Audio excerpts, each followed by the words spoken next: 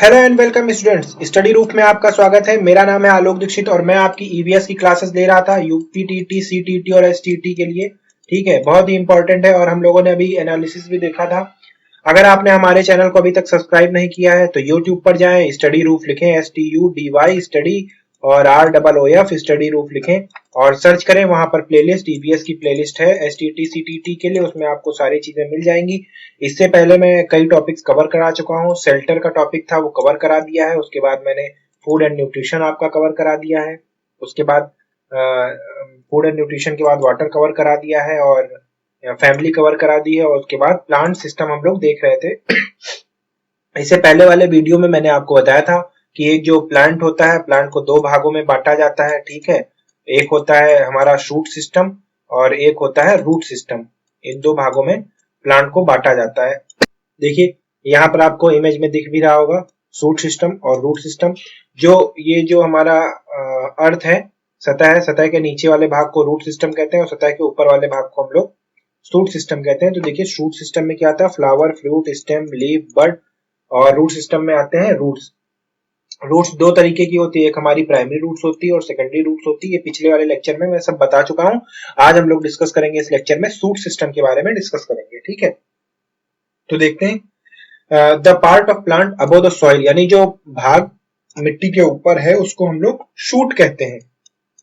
ठीक है, उसको हम लोग शूट कहते हैं और ये तने से बनकर बना होता है, पत्तियों से बनकर, फ्लावर, ब्रांच, फ्रूट और बर्ड्स को मिलाकर बनता है।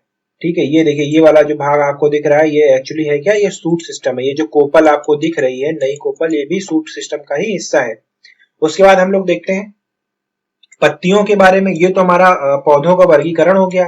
कैसे वर्गीकरण हुआ, एक अगर जो पौधा है तो उसको कैसे वर्गीकरण किया हम लोगों ने, रूट और शूट में। ठीक है, रूट में और शूट में, ऐसे हम लोगों ने इसका वर्गीकरण किया। उसके बाद अब आइए पत्तियों के बारे में जान लेते हैं। ठीक है, यहां से ये मोस्ट इंपॉर्टेंट टॉपिक है आपका। यहां से कई बार क्वेश्चन पूछा गया है प्रकाश संश्लेषण को लेकर, ये सारी चीजों को लेकर कई बार क्वेश्चन पूछा गया है, तो ये बहुत इंपॉर्टेंट टॉपिक है। देखिए जो हरी पत्तियां होती हैं वो पौधों के लिए खाना बनाती हैं, भोजन बनाती हैं। और किस विधि से, प्रकाश संश्लेषण विधि से भोजन बनाती है। प्रकाश संश्लेषण विधि होती क्या है, देखिए प्रकाश संश्लेषण विधि में होता यह है कि जो कार्बन डाइऑक्साइड होता है, ठीक है, वो पानी के प्रेजेंस में जब रिएक्ट करता है, प्रकाश की जो किरणें होती हैं उसके प्रेजेंस में जब ये रिएक्ट करते हैं तो देखिए क्या होता है, इनके रिएक्शन होने पर यहाँ पर ऑक्सीजन गैस का निर्माण होता है। ठीक है, यहाँ पर ऑक्सीजन गैस का निर्माण होता है और प्लस एनर्जी ये निकलता है। ठीक है, तो पौधे क्या करते हैं, कार्बन डाइऑक्साइड को ग्रहण करते हैं, पानी मिट्टी से लेते हैं और सूर्य की किरणों के प्रभाव में ऑक्सीजन गैस का उत्सर्जन करते हैं और जो ऊर्जा साथ में निकलती है उससे पौधा अपने विकास के काम में इस्तेमाल करता है। ठीक, देखिए पत्तियों में क्या होता है, ये सूक्ष्म छिद्र होते हैं। पत्तियों में ये सूक्ष्म छिद्र होते हैं और इन सूक्ष्म छिद्रों को हम लोग क्या कहते हैं, स्टोमाटा कहते हैं। ठीक है, यही जो स्मॉल ओपनिंग्स होती हैं इनको स्टोमाटा कहा जाता है। और देखिए जो गैस होते हैं, गैस का आगमन और निर्गमन दोनों इन्हीं पौधों से होता है। ये जो छोटे छोटे स्टोमाटा होते हैं इन्हीं से होता है। इन्हीं से वो कार्बन डाइऑक्साइड को छोड़ते हैं, मीन्स ऑक्सीजन को छोड़ते हैं। ठीक है, ये ऑक्सीजन को छोड़ते हैं और कार्बन डाइऑक्साइड को ग्रहण करते हैं। ठीक, इन्हीं छोटी छोटी चीजों से होता है। ये इमेज में आपको दिख रहा होगा। उसके बाद देखिए बहुत सारे ऐसे पत्तियां होती हैं जिनको हम खाते हैं, जैसे कि स्पिनच मतलब होता है पालक, लेट्यूस का मतलब होता है सलाद, कैबेज का मतलब होता है गोभी। ठीक है, ये आपको दिख रहा होगा, बंद गोभी है, ये स्पिनच है, पालक है, ये सब हम लोग खाने के लिए इस्तेमाल करते हैं। उसके बाद देखिए वह क्रिया जिससे पौधे अपने भोजन बनाते हैं उसको प्रकाश संश्लेषण कहा जाता है। ये वो क्रिया होती है जिससे पौधे अपना भोजन बनाते हैं और यह पत्तियों में होती है। ठीक है, और इसमें एक क्लोरोफिल नाम का पिगमेंट होता है, क्लोरोफिल नाम का पिगमेंट होता है। ठीक है, क्लोरोफिल जो कि हरे रंग का होता है, जो कि हरे रंग का होता है और यही जो है प्रकाश संश्लेषण क्रिया में मदद करता है। और इसमें मैंने आपको बताया था कि कैसे वो CO2 को अब्सॉर्ब करता है और फिर पानी के प्रभाव में और सूर्य की जो किरणें होती हैं उनके प्रभाव में ये ऑक्सीजन प्लस एनर्जी को रिलीज करता है, ठीक है। तो ऑक्सीजन तो हवा में वातावरण में रिलीज हो जाती है, एनर्जी अपने विकास के काम में इस्तेमाल कर लेता है, ठीक। अच्छा, एक चीज और इसमें आपको देखना है कि क्लोरोफिल में देखिए,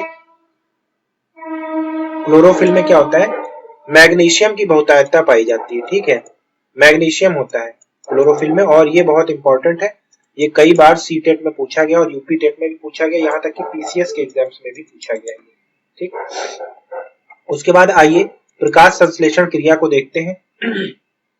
ये देखिए, मैंने जो आपको बताया था कि कार्बन डाइऑक्साइड प्लस वाटर और सनलाइट के प्रेजेंस में फोटोसेंसिटिव होती थी, और ग्लूकोज शुगर प्लस ऑक्सीजन, और इसको वो क्या करता है, इससे अपने डेवलपमेंट में, इसको अपने डेवलपमेंट में इस्तेमाल करता है, ठीक है। इससे अपने विकास करता है। यहाँ पर ये जो चीज इसको बनती है, इसी को हम फूड कहते हैं इसका, और यही अपना विकास करता है, ठीक। यहाँ पर देख लीजिए, आपको इस चित्र के माध्यम से बहुत बेहतर तरीके से समझ में आएगा। ये सनलाइट आ रही, यूवी ऑक्सीजन दे रहा है, कार्बन डाइऑक्साइड ग्रहण कर रहा है, और पानी कहाँ से मिल रहा है, जड़ से मिल रहा है। उसके बाद बात करते हैं हम लोग कार्य की, इसका फंक्शन क्या है पत्तियों का, ठीक है।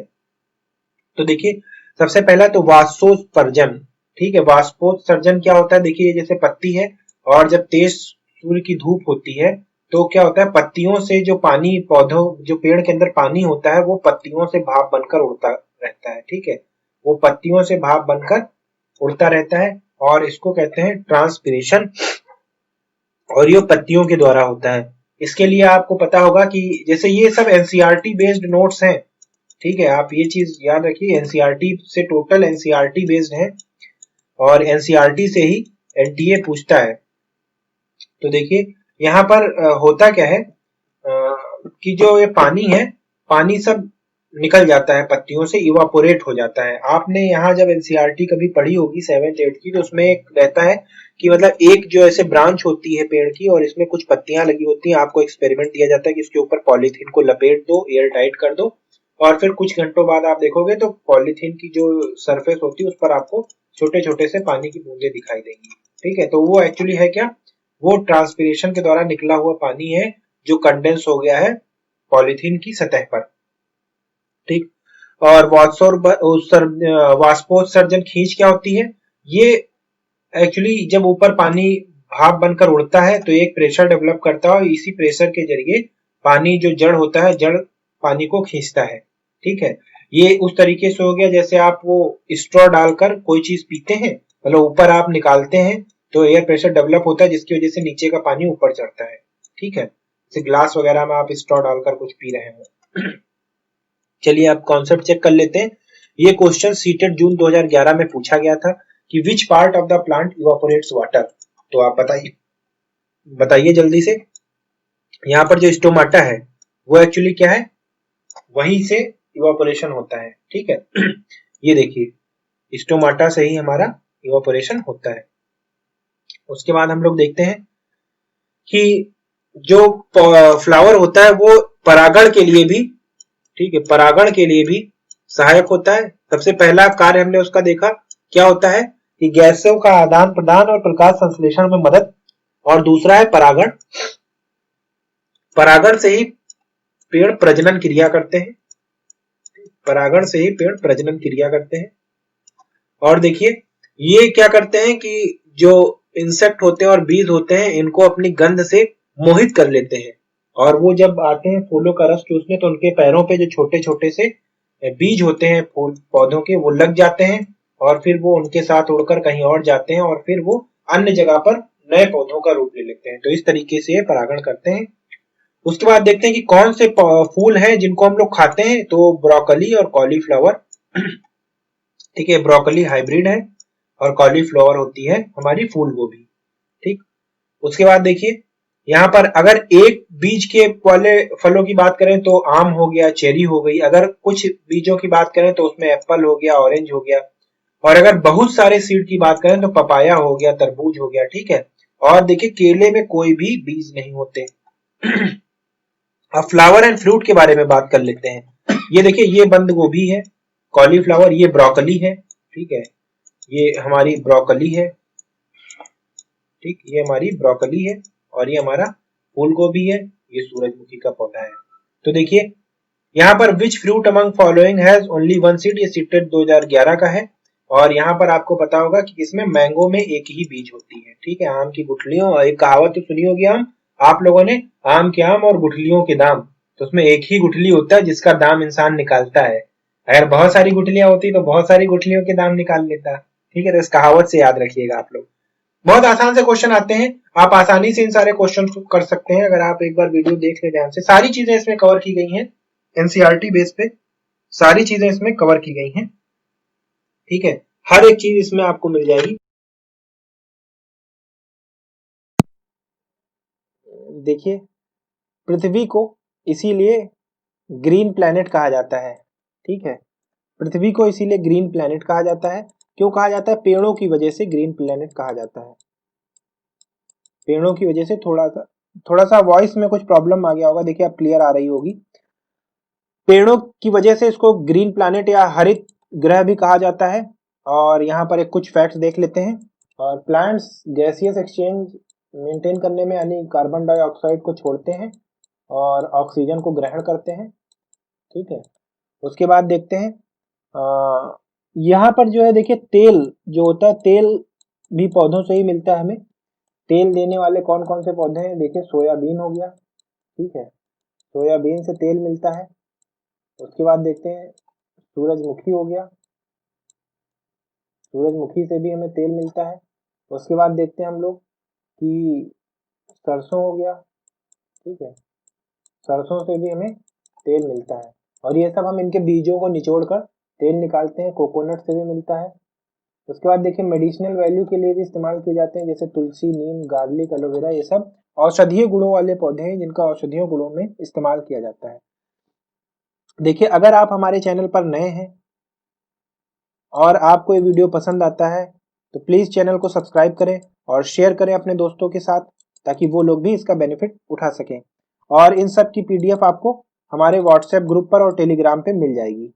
हमारा जो व्हाट्सएप ग्रुप है और जो टेलीग्राम है वहां पर आपको मिल जाएगी, ठीक है। टेलीग्राम ग्रुप पे आपको मिल जाएगी। और इंस्टाग्राम पर देखिए, आप कनेक्ट करने के लिए @आलोक दीक्षित, आलोक दीक्षित मी, बगैर कोई स्पेस के सर्च कीजिएगा। वहां पर आप हमसे कनेक्ट हो सकते हैं, क्वेरी पूछ सकते हैं और डाउट्स भी पूछ सकते हैं। वहां पर आप मुझसे कनेक्ट हो सकते हैं और क्वेरीज पूछ सकते हैं, डाउट भी पूछ सकते हैं। और यहाँ पर आप चैनल को सब्सक्राइब करके हमारी नोटिफिकेशंस को भी पा सकते हैं। हर एक चीज आप पा सकते हैं। कनेक्ट होने के लिए आप ट्विटर का भी इस्तेमाल कर सकते हैं और ट्विटर पर आलोक दीक्षित मी सर्च करने पर आपको मिल जाएंगे, ठीक है। तो यहाँ से आप कनेक्ट हो सकते हैं। उसके बाद देखते हैं कि सिग्निफिकेंस क्या है। तो देखिए, मतलब उपयोग किस किस कामों में कौन सा भाग इस्तेमाल में आता है। तो देखिए, पत्तियों से साग हो गया, मिंट यानी पेपरमिंट वगैरह तेल निकालते हैं। कोरिएंडर देखिए क्या होता है, कोरिएंडर हमारा होता है धनिया जिसे हम लोग कहते हैं। उसके बाद जड़ देखिए, यहाँ पर एक चीज याद रखिएगा कि पोटैटो जड़ है। यहाँ पे ये चीज बहुत मोस्ट इंपॉर्टेंट है। देखिए, स्टेम में पोटैटो लिखा हुआ है, पोटैटो यहाँ पर जड़ नहीं है। ये जो पोटैटो हमारा, ये स्टेम है। इस चीज को याद रखिएगा, आपको भले ही जड़ लगे लेकिन पोटैटो हमारा स्टेम है। उसके बाद रूट्स में देखते हैं, रेडिस है, टर्निप है, कैरेट है, बीट रूट, गार्लिक, ओनियन, ये सब हमारे रूट में आते हैं। फिर फ्रूट्स में देखिए, एप्पल, मैंगो, ऑरेंज। सीड्स में राइस, व्हीट, मेज, सोयाबीन, ये सब हमारे बीज वाले पौधे हैं। फ्लावर में कॉलीफ्लावर, ब्रोकली, एटसेट्रा। उसके बाद देखते हैं एक प्रीवियस ईयर का क्वेश्चन। इसमें लिखा हुआ है, select the correct statement about desert oak, रेगिस्तानी ओक के बारे में सही कथन बताएं, ठीक है। इसमें लिखा है, यह पेड़ ऑस्ट्रेलिया में पाया जाता है। यह एक विशेष प्रकार का पेड़ है जिसकी जड़ें टहनियों से लटकती हैं, ठीक है। तो देखिए, ये तो सही है। यह एक विशेष प्रकार का पेड़ है जिसकी जड़ें टहनियों से लगती हैं, ये भी सही है। और उसके बाद, इस पेड़ की जड़ें जमीन में उस गहराई तक पहुंच जाती हैं जहां तक कि पानी तक ना पहुंच जाए। जब तक वो पानी तक नहीं पहुंच जाती हैं तब तक एकदम बरगद के जैसा होता है। इसकी ऐसे यहाँ पर जो है, ठीक है, ये नीचे तक ऐसे लटका होता है और तब तक इसकी जड़ें पहुंचती हैं जहां तक उसको पानी की उपलब्धता ना हो जाए। इस पेड़ के तने में पानी जमा होता है और स्थानीय लोग पतले पाइप का उपयोग करके इस पानी को पीते हैं। ये स्टेटमेंट तो वैसे ही बहुत फ्रैक्शनल लग रहा है, ठीक है। ये गलत है। यहाँ से इसका सही स्टेटमेंट क्या हो जाएगा? चौथा, A B C। तो ऐसे भी स्टेटमेंट आते हैं देखिए कितनी आसानी से आप इस टॉपिक के क्वेश्चन को कर ले जा रहे हैं। ठीक है, यहाँ पर देखिए special plant and their features के बारे में जान लेते हैं। ये तो मैंने आपको क्वेश्चन बताया, अब इन सारे पौधों के बारे में जान लीजिए। नीचे मैंने आपको ये सब एक्सप्लेन किया है। देखिए कि ये ऑस्ट्रेलिया के रेगिस्तानी, अब इस डेजर्ट ओक के बारे में जान भी लेते हैं कि रेगिस्तानी ओक जो है होता क्या है। तो देखिए ऑस्ट्रेलिया में पाया जाता है। इसकी जो जड़ें हैं वो जो पेड़ की हाइट होती है उसके 3 गुना तक जा सकती है। यानी अगर पेड़ की जो ये हाइट है, ठीक है, ये जो पेड़ की हाइट है ये अगर 1 मीटर है तो इसकी जो जड़ें हैं देखिए वो 30 मीटर तक नीचे जा सकती हैं। ठीक है, तो आप समझिए इसके बहुत कम पत्तियां होती हैं ताकि जो है जो हमारा ट्रांसपिरेशन है, वाष्पोत्सर्जन है, वो कम हो सके। ठीक है, ट्रांसपिरेशन से पानी का लॉस बहुत ज्यादा होता है, तो इसमें पत्तियां बहुत कम होती हैं और यह पेड़ लगभग 10 से 15 फीट तक बढ़ता है। ठीक, उसके बाद देखते हैं इसकी जड़ें तब तक जाती है जब तक वो पानी तक ना पहुंच जाए। ये सारे स्टेटमेंट देखिए इसमें सही है, ये भी स्टेटमेंट सही, ये भी स्टेटमेंट सही, ये भी स्टेटमेंट सही है और ये वाला स्टेटमेंट गलत है। ठीक है, तो देखिए उसके बाद ये देखते हैं which of the following is not a characteristic features of the root for banyan tree. Roots have down, ये सही है, उसकी जड़ें भी। बरगद के पेड़ के बारे में बेसिकली बोला गया, बनियन ट्री का मतलब होता है बरगद का पेड़, इसके बारे में बेसिकली बोला गया है। और इसकी लाइफ स्पैन देखिए 2000 सालों तक होता है। मेडिसिनल वैल्यू भी होती है। Root provide support to tree like pillars. ठीक है, तो ये सारे चीजें इसमें सही है। बरगद के पेड़ के बारे में एक बार हम लोग जान लेते हैं कि बरगद के पेड़ की विशेषताएं क्या क्या है। ठीक है, तो यहाँ पर देखिए हैंगिंग ब्रांच होती है और जो कि एक्चुअली रूट होती है। आपने बरगद के पेड़ को देखा होगा, जैसे ये अगर उसकी टहनी है तो यहाँ से ऐसे जड़ निकली होगी और जमीन तक गई होगी और वो तब तक जमीन के नीचे जाती है जब तक कि उसको पानी न मिल जाए। ठीक है, ये एकदम रेगिस्तानी ओक की तरीके से, ये आप यहाँ पर देख सकते होंगे। ये देखिए बच्चे खेल रहे हैं इन जड़ों को पकड़कर। ठीक, उसके बाद देखिए वो पिलर की तरह भी इस्तेमाल करती हैं जो सपोर्ट प्रदान करते हैं पेड़ों को। उसके बाद उसकी पत्ती, बार्क, बीज और ये सब जो है अन्य औषधीय कामों में इस्तेमाल आते हैं। जैसे डायरिया के ट्रीटमेंट में आता है, दांतों के ट्रीटमेंट में आता है, डायबिटीज यानी मधुमेह और जो है मूत्र डिसऑर्डर में भी ये काम आता है। ठीक है, ये देखिए यहाँ पर इसमें पूछा गया था कि कौन सा कैरेक्टरिस्टिक फीचर नहीं है, तो ये है it has life span of 2000। ये गलत है, बाकी ये भी सही है, ये भी सही है और ये वाला भी सही है। उसके बाद देखते हैं खेजड़ी का पेड़। खेजड़ी के पेड़ के बारे में भी आइए हम लोग विशेषताएं जान लेते हैं।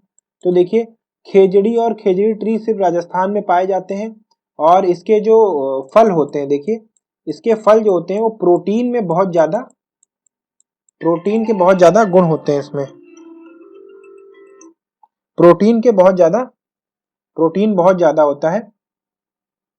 ठीक है, और उसके बाद देखते हैं हम लोग कि जो इंसेक्ट होते हैं वो इसकी लकड़ियों को नुकसान नहीं कर पाते हैं। ठीक है, जैसे कीटनाशक जो ये दीमक वगैरह होते हैं ये इसको नुकसान नहीं पहुंचाते इस खेजड़ी के पेड़ को। इसीलिए देखिए जो रेलवे के स्लीपर्स वगैरह होते हैं वो भी ये रेलवे के नीचे जो लकड़ी पड़ी रहती है, ठीक है, ये जो रेलवे के नीचे जो लकड़ी पड़ी रहती है इनको स्लीपर्स कहते हैं हम लोग। ठीक, ये जो लकड़ी है इसको स्लीपर्स कहते हैं और ये स्लीपर खेजड़ी के पेड़ों को भी पुराने जमाने में बनाए जाते थे ताकि दीमक इसको खा ना सके और इसकी लाइफ जो है लंबी हो जाए। उसके बाद देखते हैं हर्ब क्या होता है, जहां पर पौधे और फल दोनों खाने योग्य होते हैं। ये देखिए ये केले का पेड़ है, इसमें बीज नहीं होते हैं। ठीक है, जैसा मैंने आपको बताया था इसमें बीज नहीं होते हैं। उसके बाद आइए देखते हैं एक और पौधे के बारे में जिसको घटपर्णी का पौधा कहते हैं और ऐसा कहा जाता है कि ये मतलब जीव जंतुओं को खा लेता है। ठीक है, ये मांसाहारी पौधों की कैटेगरी में आता है। अभी तक तो शाकाहारी पौधे थे, ये मांसाहारी पौधे की कैटेगरी में आता है। इसका चित्र आप लोग देख सकते होंगे। ठीक है, मांसाहारी पौधे की कैटेगरी में आता है, कार्निवोरस है। और देखिए ये इंसेक्ट, फ्रॉग या चूहों तक को खा लेता है। और एक्चुअली ये जो पिक्चर है ये पत्ती का ही एक रूपांतरण है। ठीक है, ये पत्तियों का ही रूपांतरण है, ये पत्तियों का ही इसमें एक अलग रूपांतरण है। ये देखिए पत्ती रूपांतरित होकर ऐसा बन गई है। ये एक बहुत अच्छी खुशबू देता है, मतलब बहुत अच्छी खुशबू देता है कि जो कीट पतंगे और पौधे होते हैं ये सब इसकी तरह आकर्षित हो जाते हैं। और जैसे इसकी तरफ आकर्षित होते हैं इसमें एक चिपचिपा सा पदार्थ रहता है, वो उनको चिपका लेता है और ये ढक्कन ऊपर से बंद हो जाता है और फिर ये तभी खुलता है जब वो पूरी तरीके से पचा लिए गए हों, ठीक है। और यह फोटोसिंथेसिस करने के योग्य है, इसमें फोटोसिंथेसिस भी होती है। और यह देखिए इंसेक्ट्स को क्यों खाता है, यानी जो भी जीव जंतु को क्यों खाता है, ताकि जो नाइट्रोजन की डिफिशियंसी है, ठीक है, डेफिशिएंसी ऑफ नाइट्रोजन जो है, जो नाइट्रोजन की अल्पता इसके अंदर है, उसको पूरा कर सके। ये देखिए सीटेट जून 2011 का क्वेश्चन है। इन pitcher plant the picture is made by modification of, तो यहाँ पर ये लीफ होगा, पत्तियों का ही रूपांतरित रूप है, ठीक है। और यहाँ पर देखिए Nepenthes is a plant which traps and eats frog insects and even mice in our country. This plant is found in, कहाँ पर पाया जाता है, देखिए भाई ये कहाँ पाया जाता है, मेघालय में, ठीक है, असम में पाया जाता है, सॉरी ये असम में पाया जाता है। और नेपिथिन्स को ही कहते हैं, क्या कहते हैं, नेपिथिन्स ही हमारा है घटपर्णी का पौधा, ठीक है, घटपर्णी का पौधा है। उसके बाद देखिए ये सारे जो प्रीवियस ईयर के क्वेश्चंस आए थे ये हम लोगों ने डिस्कस कर लिए हैं, और प्लांट का एक एक टॉपिक हम लोगों ने कवर कर लिया है एनसीईआरटी के बेस पे। ये सब एनसीईआरटी से ही आपके नोट्स हैं, और उम्मीद करते हैं आप नोट्स बना भी रहे होंगे, नहीं होगा तो आपको हमारे टेलीग्राम और उसमें मिल भी जाएंगे, ठीक है। तब तक के लिए अगर आपने हमारे चैनल को सब्सक्राइब नहीं किया तो सब्सक्राइब करें हमारे चैनल को, यूट्यूब पर लिखें स्टडी और उसके बाद लिखें रूफ और सर्च करें, और यहाँ की प्लेलिस्ट में आपको सब चीज़ें मिल जाएंगी। वेरियस एग्जाम्स की तैयारी करने के लिए आपको सारे वीडियोस मिल जाएंगे, ठीक है। तब तक के लिए थैंक यू फॉर वॉचिंग।